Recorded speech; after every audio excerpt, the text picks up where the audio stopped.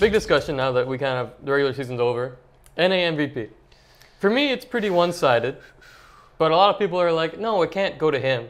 And I'm like, why can it not go to Jensen, who's I think is hands down the MVP of this split? I mean, look at his numbers against anybody, specifically Bjergsen. And I mean, Bjergsen has good stats too, but KD ratio, almost 2 full points higher. Jensen's got like 50 more kills than Bjergsen. Damage percent about the same, but his laning is also fantastic. Being up 9 CS at 10 minutes. Yeah, he's smashing these 1v1 lanes. And like the main thing about Jensen is since C9 has went on their roll, they were 6-6, they won 6 straight series. During that stretch, he's got a 13.6 KDA, which is pretty insane. And in those 15 games, he has double-digit kills 4 times in 4 of those games. And he's only died more than once in 2 of those games. That's absurd. That is absolutely disgusting. So it's pretty hard to argue against this guy, but I'm going to make a case in a bit. In a bit? You're just going to tease it like that? Yeah. Well, all right, fine. No, you can just praise Jensen a little bit more. Go ahead. Jensen's great. My biggest issue, not even with Jensen, is just everyone who calls him a KDA player drives me absolutely insane. Because I don't know. I understand like people being like, oh, he doesn't want to die, or he's refusing to make plays to keep his KDA intact. But it's just that he understands his limitations on whatever champ he's playing so well that he can get these kills without actually having to give away any deaths. And I mean, you can't just have double-digit kills by not making any risks or not trying anything. He's getting involved, and if he gets a kill early on, he takes over these games, and on like any champ, he can get double-digit kills.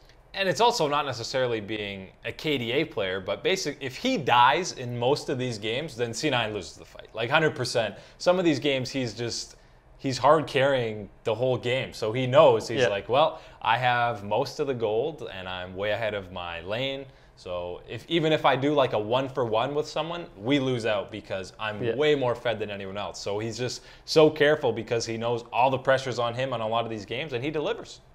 So. You want to make your point now, or are you going to wait? Should I get to the other options? Yeah, go ahead. So those are probably the 2 main candidates. Yeah. But I think there are a couple supports who could potentially be in the running as well. I think Ole and Smoothie are both guys you could consider as potential MVPs. But unfortunately, they don't get much credit because they don't do damage. They can be playmakers, but they're not the guys who carry the game in the long term. But I mean, Smoothie with a kill participation of 77.3% is outrageous, especially on Alistar. Now, both these guys have made some pretty crazy plays. Ole's Bard has been talked about a lot. Someone who stepped up huge this split is Ole in that bottom lane with Cody's son to kind of propel them into like a top 2 bot lane in North America.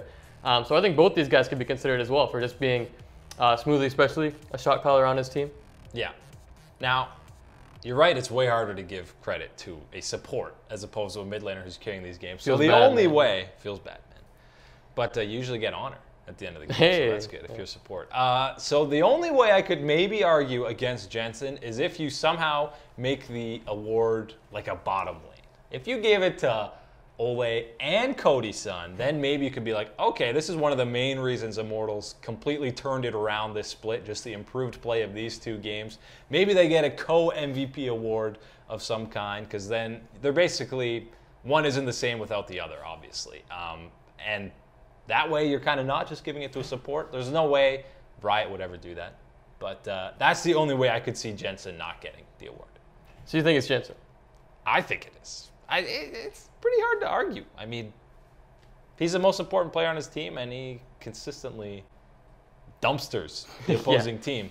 But if it was a co-MVP, maybe Ole and Cody's son.